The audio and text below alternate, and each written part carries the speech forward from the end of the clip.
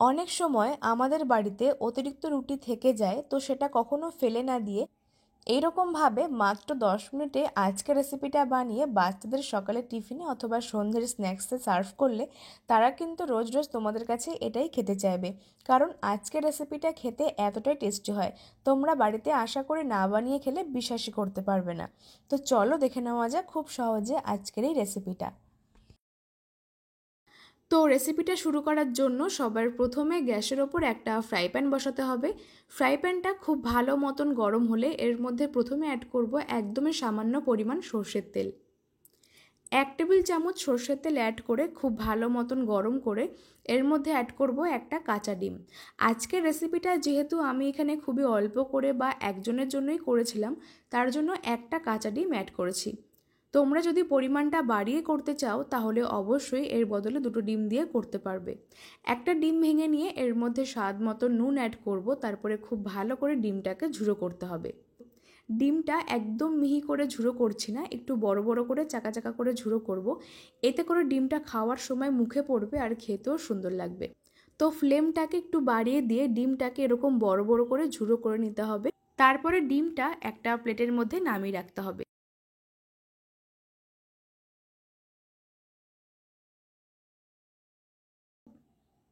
ডিমটা নামিয়ে এবার ওই একই ফ্রাই প্যানের মধ্যে অ্যাড করব অল্প খানিকটা বাটার। আজকের রেসিপিটা আমি বাটার আর তেল মিশিয়ে করেছিলাম। এতে করে কিন্তু বাচ্চারা খেতে খুবই পছন্দ করে, যেহেতু আমরা এর মধ্যে বাটার অ্যাড করেছি। এতে করে একটা সুন্দর ফ্লেভার আসে। তবে তোমরা চাইলে সাদা তেল দিয়েও করতে পারবে। বাটারটা খুব ভালো মতন মেল্ট হয়ে গেলে এবার এর মধ্যে সবার প্রথমে অ্যাড করব কুচনো কাঁচা লঙ্কা আর কুচনো রসুন। কাঁচা লঙ্কাটা আমি এখানে ঝাল মতন 2টো নিয়েছিলাম, আর রসুনটা 3 থেকে 4 কোয়া নিয়ে একদম মিহি করে কুচিয়ে নিয়েছি। বাটারের সঙ্গে রসুন আর কাঁচা লঙ্কাটা অ্যাড করলে একটা সুন্দর ফ্লেভার আসে, তার জন্য এটা সবার প্রথমে অ্যাড করে একটু হালকা সতে করতে হবে। তারপরে আমরা এর মধ্যে অ্যাড করব কুচনো ক্যাপসিকাম আর কুচনো গাজর। সবজি হিসেবে আমি গাজর আর ক্যাপসিকামটাকে ইউজ করেছিলাম, তবে তোমরা চাইলে বিনস অথবা টমেটো কুচি এর মধ্যে ইউজ করতে পারো। এর মধ্যে স্বাদ মতো নুন, সামান্য পরিমাণ গোলমরিচের গুঁড়ো অ্যাড করে খুব ভালো মতন বাটারের সঙ্গে সতে করতে হবে, আর একটুখানি গাজরটাকে হালকা নরম করে ভাজতে হবে। যেহেতু আমি এখানে অল্প করে বাটার অ্যাড করেছিলাম, তার জন্য মাঝখানে সামান্য পরিমাণ বা 1 চা চামচ সর্ষের তেল অ্যাড করে দিয়েছি। তা না হলে সবজিগুলো কিন্তু ভালো মতন ভাজা হবে না আর খেতেও সুন্দর হবে না। ক্যাপসিকাম আর গাজরটা হালকা করে নেড়েচেড়ে নেওয়ার পরে এবার এর মধ্যে অ্যাড করব একটা কুচনো পেঁয়াজ। একটা বড় সাইজের পেঁয়াজ একদম মিহি আর পাতলা করে কুচিয়ে নিয়েছি। সেই পেঁয়াজটা এর মধ্যে অ্যাড করে আবারও সমস্ত কিছু খুব ভালো মতন মিশিয়ে নিতে হবে। আর এই অবস্থাতে ফ্লেমটাকে একদম লো টু মিডিয়ামে করে ঢাকনা চাপা দিয়ে রাখছি। এতে করে গাজর, ক্যাপসিকাম আর পেঁয়াজটা একদম নরম হয়ে যাবে, তখন কিন্তু খেতে খুব সুন্দর লাগবে। তার জন্য ঢাকনা চাপা দিয়ে রেখেছিলাম প্রায় 2 মিনিট। এতে করে কিন্তু সবজিগুলো বেশ ভালো মতো নরম হয়ে যায়। 2 মিনিট পরে ঢাকনাটা তুলে নিচ্ছি। দেখতেই পাচ্ছ সবজিগুলো কিন্তু বেশ ভালো মতো নরম হয়ে গেছে, তবে একদম কিন্তু লালচে করে ফেলবে না। সবজিটা বেশ ভালো মতন নরম হয়ে গেলে এবার এর মধ্যে আমরা একটা রুটি অ্যাড করব। একটা রুটি নিয়ে খুব ভালো মতন এরকম ফোল্ড করে কাঁচি দিয়ে একদম যতটা সম্ভব পারবো পাতলা পাতলা করে কেটে নিচ্ছি। এতে করে কিন্তু এটা চাউমিনের মতন শেপ হবে, দেখতেও সুন্দর হয় আর খেতেও কিন্তু খুব টেস্টি হবে। তার জন্য আমি এখানে চেষ্টা করেছিলাম একটু পাতলা পাতলা করে রুটিটাকে কেটে নেওয়ার জন্য।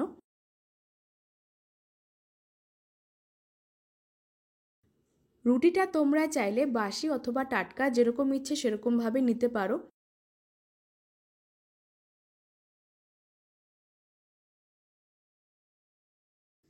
অনেক সময় আমাদের বাড়িতে এক্সট্রা রুটি থেকে যায়, তো সেটা কখনো ফেলে না দিয়ে বা কী করবে ভেবে না পেলে এইরকমভাবে চটজলদি আর একদম নতুনত্ব উপায়ে আজকের রেসিপিটা বানিয়ে সার্ভ করলে বাচ্চারা কিন্তু এক দেখাতেই খুশি হয়ে যাবে।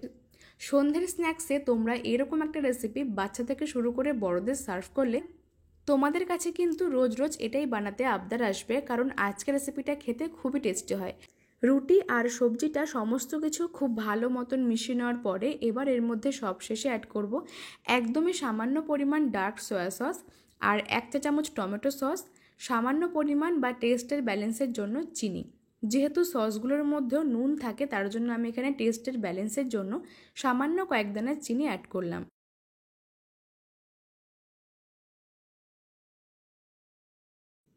রুটিটা অ্যাড করে সবজি আর সস দিয়ে সমস্ত কিছু খুব ভালো করে মিশিয়ে নেওয়ার পরে এবার আমরা এর মধ্যে সব শেষে ওই ডিমটাকে অ্যাড করছি।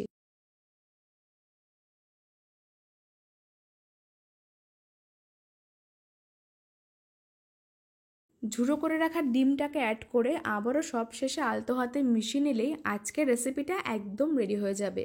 তৈরি হয়ে গেছে খুব সহজে আজকের একদম ইউনিক রেসিপিটা। বাসি রুটি দিয়ে এরকম রেসিপিটা আশা করি তোমরা এর আগে বাড়িতে কখনো বানিয়ে খাওনি। আর যদি না বানিয়ে খাও তাহলে এক্ষুনি রেসিপিটা দেখে আজই বাড়িতে বানিয়ে নাও। খেয়ে তোমাদের কেমন লাগলো সেটা আমাকে অবশ্যই কমেন্টে জানাতে পারো। আজকের রেসিপি ভালো লাগলে লাইক কমেন্ট শেয়ার করো। রেসিপিটা ফেসবুক পেজ থেকে দেখলে পেজটিকে ফলো করো, আর যদি ইউটিউব থেকে দেখছো তাহলে মিতাস ফুড জোন চ্যানেলটিকে সাবস্ক্রাইব করে পাশে বেল আইকনটা প্রেস করো। আজকের মতন এই পর্যন্তই। তোমরা সকলে খুব ভালো থেকো। ধন্যবাদ।